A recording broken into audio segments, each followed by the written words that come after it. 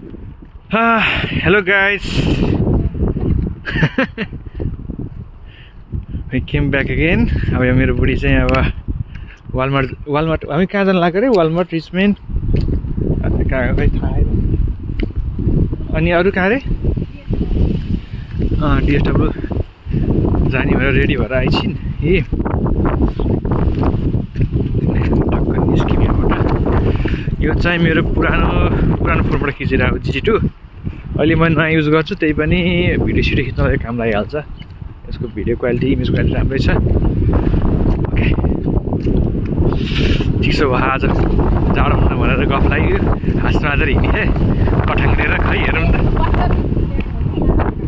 कठाङ्ग्रेर हिँडिछ।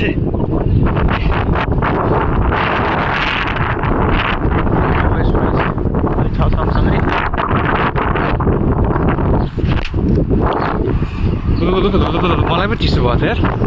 म त सेउसी पेन्ट र सेउसी चप्पलमा हो नि त।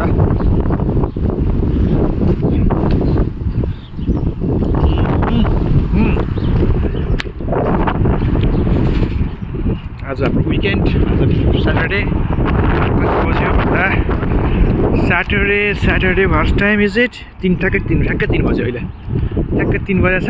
अब यहाँ नजिकै छ 60 यदि 135 भन्ने नम्बर गाडी पाउँछ। त्यहाँबाट त्यो चढेन भने 10 मिनटमा पुगिहाल्छ। हिँडेर 8-10 मिनट लाग्छ, यहीँ अगाडि नै हो।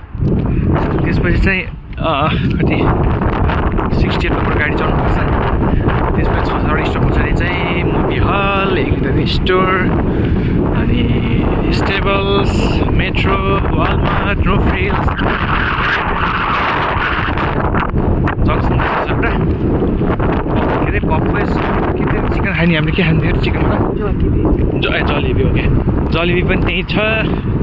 आज हामी के खान्छौँ? खान्न फर्केर आउँछौँ। आज एलसिबी त्यहाँ रक्सीले ठाउँ छ, वाइन लिएर खाने हो। पाङ्ग्रा बाहिर निकालेको छ फ्रिजबाट। अब चट्ट भुटेर रौसी र पाङ्ग्रो चिरुप एयर फ्रायर के ल्याउने हो? ओके अरू पाङ्ग्रा ल्याउने रे हामीले, म्याडमजीले भन्नुभएको। यो चाहिँ 125 हो, यो चाहिँ उता गइरहेछ। यही गाडी उतार जान्छ अनि त्यही गाडीमा हामी चढेर जाने हो। थोरै अगाडि तर हामी गाडी कुर्दैन होला। हामी के गाडी कुर्छौँ हिँड्नु जाने हो नि, हिँड्नु जाने होला नि त।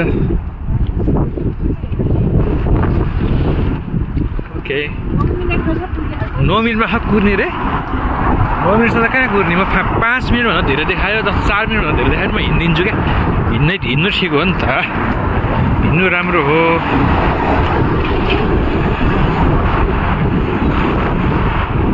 यो बिल्डिङ खै यो हेरेर ठिकै बुढाबुढीहरू ल्याउने के खालेको थाहा छैन। होमलेस होला हो कि यो नोइज आइरहेछ, आवाज आएन होला।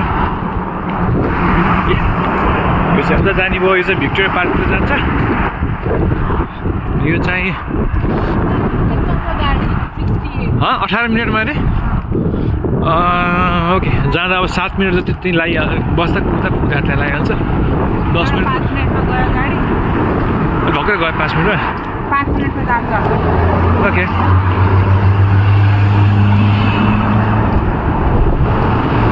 ल त अहिले अब म त्यति हिँड्दा वार्ड स्टेसन देखाइदिन्छु। त्यसो भए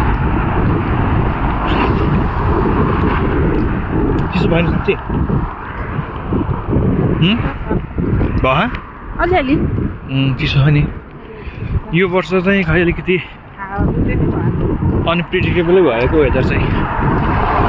लास्ट इयर यो बेलामा गर्मी भएर भाउ भइसकेको थियो। अहिले चाहिँ गर्मी सुरुमा अलिकति भयो, मेको स्टार्टिङमा होइन भयो, 2-4 दिन भयो अलिकति पसिना आउने यस्तो भयो। त्यसपछि पानी परिरहेछ, अलिक ग्लुमी वेदर छ। अब त गर्मी हुने बेला भइसक्यो, हुन पर्ने हो। तर खै पानी पर्दै झुम्दै पानी पर्दै झुम्मा हुँदै गयो। टेम्परेचर पनि त्यस्तै 9 डिग्री 8 डिग्री छ। चिसो भयो। यस्तो बोइलरमा छु, त्यही पनि चिसो जस्तो भइरहेछ।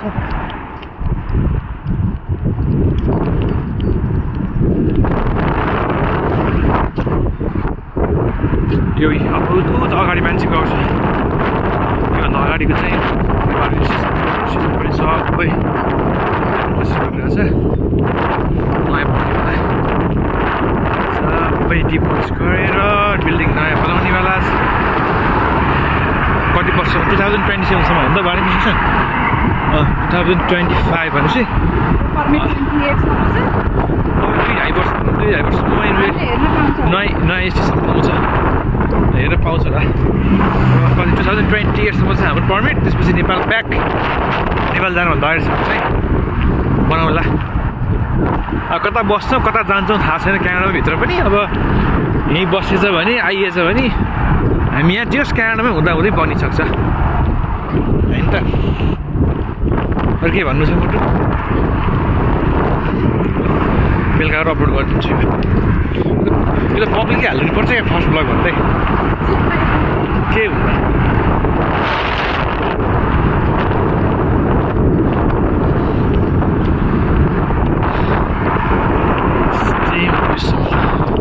के हो रौसी हो क्या यो ब्याट्री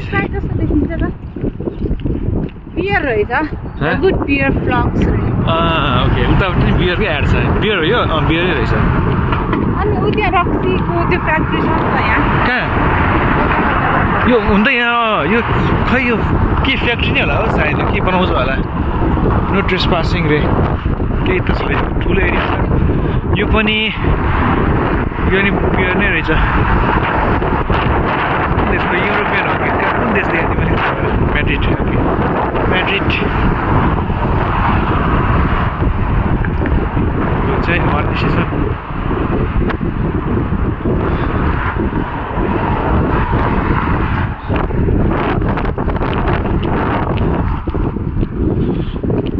यहाँतिर फेरि क्यामेरा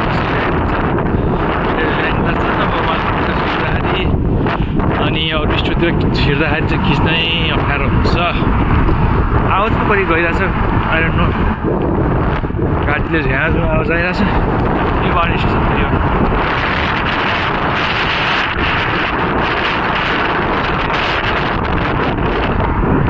आज मोटुले ओली ल्याउने रे त्यहाँदेखि वालमार्ट सस्तो छ अस्ति हाम्रो घर छेउमा स्टोर छ एउटा घर छेउमा नि स्टोर छ घर छेउमा स्टोरमा चाहिँ इक्बाल भन्ने स्टोर छ 5 स्टार हो क्या त्यसमा त सेम ब्रान्डको सेम अलिभ ओइल चाहिँ कति $24 थियो क्या अब वालबाट त्यही फेरि सेम $40 छ क्या $10 डिफ्रेन्स आयो अनि यही नजिकै छ अनि 3-4 देखाएर त $30-40 हुने भयो नि त 3-4 लिएर आउने हो अब कहिले ल्याउने हो तिनवटा ओके 3 ल्याउने 3 लिटर त अलि हेल्दी हुँदै गइरहेछौँ गाइज हामी अब अलिकति ओली ओइल खाने अब ए ट्रेन भए किपिङ जाने ट्रेन भए काममा यसमै जान्छु चढी गरेर मोटो चाहिँ 145 पर्छ गरेर जान्छु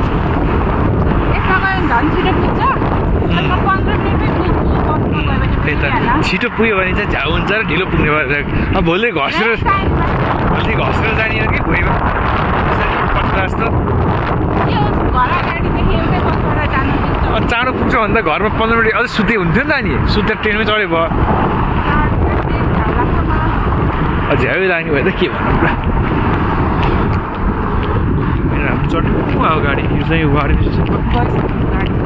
अगाडिबाट अरू चाहिँ भित्र जानुपर्छ यसको लागि सिसिएरको लागि चाहिँ यहाँ जानुपर्छ स्लोप पनि यहीँबाट जानुहुन्छ जानु हुन्थ्यो अहिले त सरिसक्नु भयो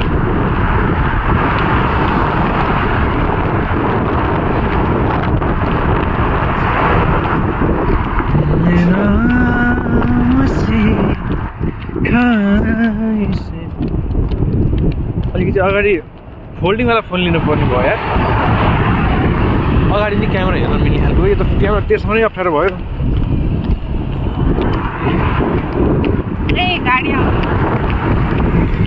गाडीवालाले बसेको दा मलाई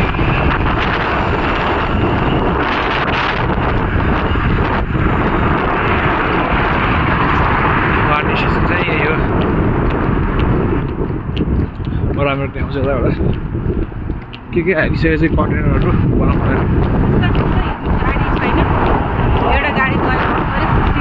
भर्खर भने अघि हामी आउँदा हिँडेर गएको त्यहाँ पुगेछ भने चाहिँ भर्खर पो गयो ल यहाँ गफ लगाएर 5 मिनट अगाडि हिँडिसक्यो भने अहिले भर्खरै गएर ल बुढले पनि स्क्याम हान्दियो मलाई आज ए सबै फोड फाड्के ट्रेन स्टेसन सबैको लागि मात्रै हिँड्ने रुख मात्रै राखेको छ त्यहाँ बाटो के गरेर अरू सबै अझै टेम्पोरेरी यता मेन बिल्डिङ चाहिँ बनाइरहेको थियो सबैको सबै बाङ्की फोड चिल्लै बनाइदिएछ